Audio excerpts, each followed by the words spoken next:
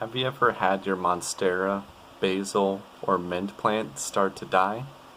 Ever wonder how to save them again? Ever wonder how to propagate new ones in case the old plant dies?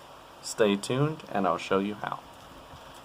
Alright, so I brought you guys out to my balcony here because I heard a trick that you can use when it came to basil, mint, and other plants within that same family.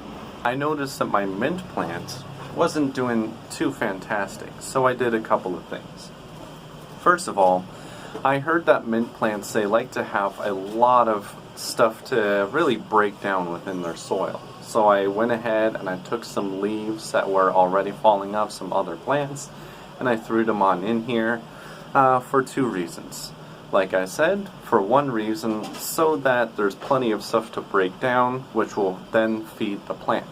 Second, it's actually really good at water retention when you have a bunch of leaves and stuff in here like this. It actually keeps the water inside the roots. So, yeah. And it also feeds the mycorrhiza. As I mentioned in my last video, that mycorrhiza is kind of like a bacteria and stuff that is living inside the soil. You can kind of think of it kind of like our stomachs, right? We have a bunch of bacteria and other things on our stomachs that help us break down our food. Same thing with plants, because the roots themselves can't do it completely on their own. So, hence why you can see this mint plant, he's been recovering. But yeah, you can tell he's been growing a little bit weird. But yeah, all this stuff in here is meant to feed the mycorrhiza and also helps with water retention.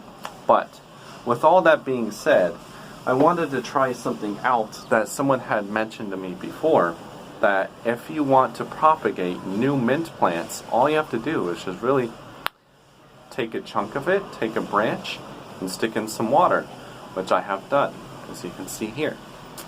So, I'll go ahead and show it to you. Voila! Look at that.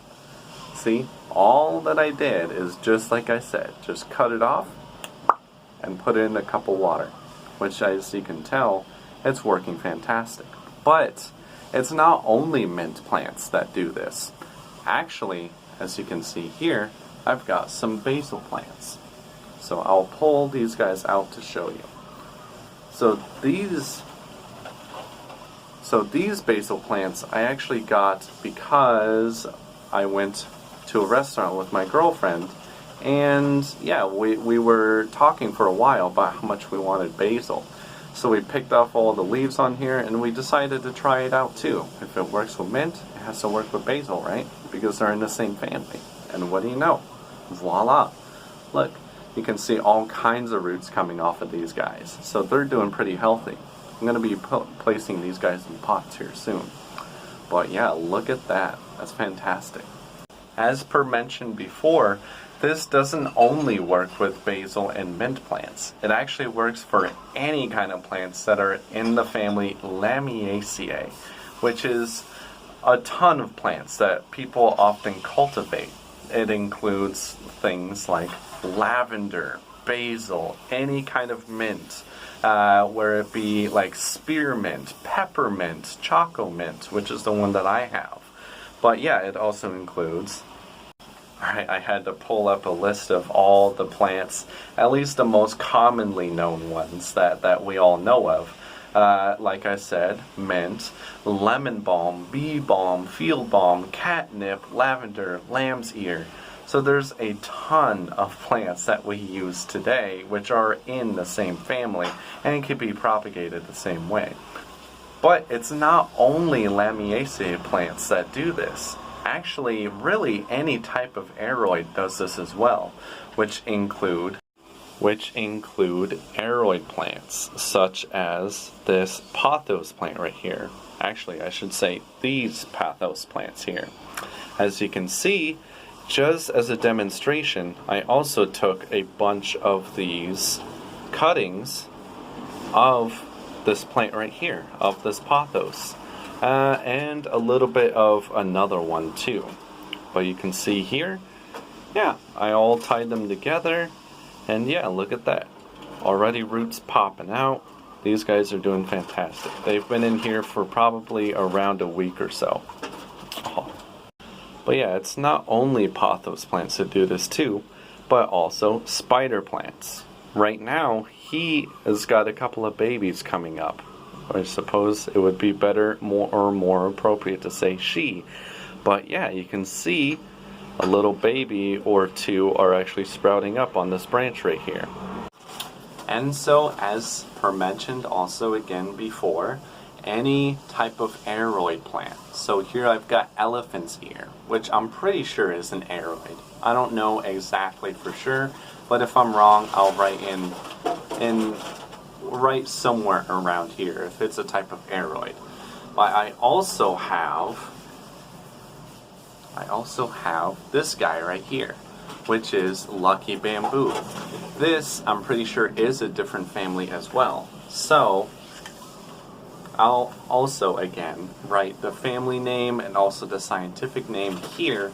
But really, this just goes to show that a ton of different plants, you can stick in some water and propagate them that way. But yeah, again, the most common types of plants that people have, or one of the most common types, are in the Lamiaceae family, which include, like before, lamb's ear, basil, really any type of mint. Also, people will also call this type of family the mint family, because, same thing, most mints come from this family as well. But with all this being said, all that I'm trying to say here is that any type of mint or any type of plant that is in the mint family, like these guys right here, will propagate the same exact way. So if you're having a similar problem like I'm having with my mint plant where it's not doing exactly too well, yeah, you can just take a clipping, stick it in water, and it will start to grow. So it's an easy way to always ensure that you have more mint or basil or whatever plant in the mint family, Lamiaceae family, you can grow and propagate this way too. But also aroids, like plants including Monstera, as you can see here. It is an aroid. As you can see, it grows the same exact way. It's got the aroid roots here, and you can see that as it continues to grow, it grows the same exact way, just like a pothos does. Except these leaves are a lot bigger and a lot more extravagant. You can see here in Groot's head, we have another spider plant, which I have shown multiple times before. But this was actually propagated the same exact way. Any sort of aroid plant, which includes things like spider plants, pothos, any kind of pothos, whether it be either golden teacher, neon green, I forget the name of this one, but you can propagating the same exact way by just sticking them in a cup of water. Any plants such as this guy, elephant's ear, that you can just stick them in water and it will start to grow. Same thing, you can tell that these are aroid plants because, as you can see, they have a similar growth structure. They have a main stem, roots popping off, but then as they grow, you can see more aerial roots popping off right there. So this is a perfect representation. Aroid plants are easy to identify because, as you can see here, they have aroid roots. Any plants with aroid roots are what you call aroids, obviously. But of course, not every single plant can be propagated the same exact way.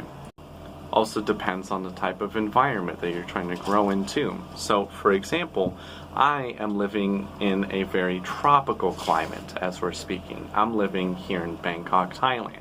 Here it is very hot and humid, which is perfect for growing plants.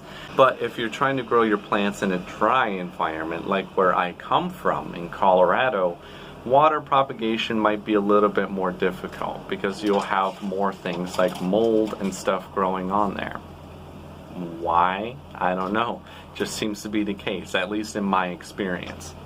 So yeah, if you wish to propagate your plants this way and keep them from dying, it is always best to just do your research about the climate you're in and also the types of plants and also what family they're in to see if they're really able to propagate in water.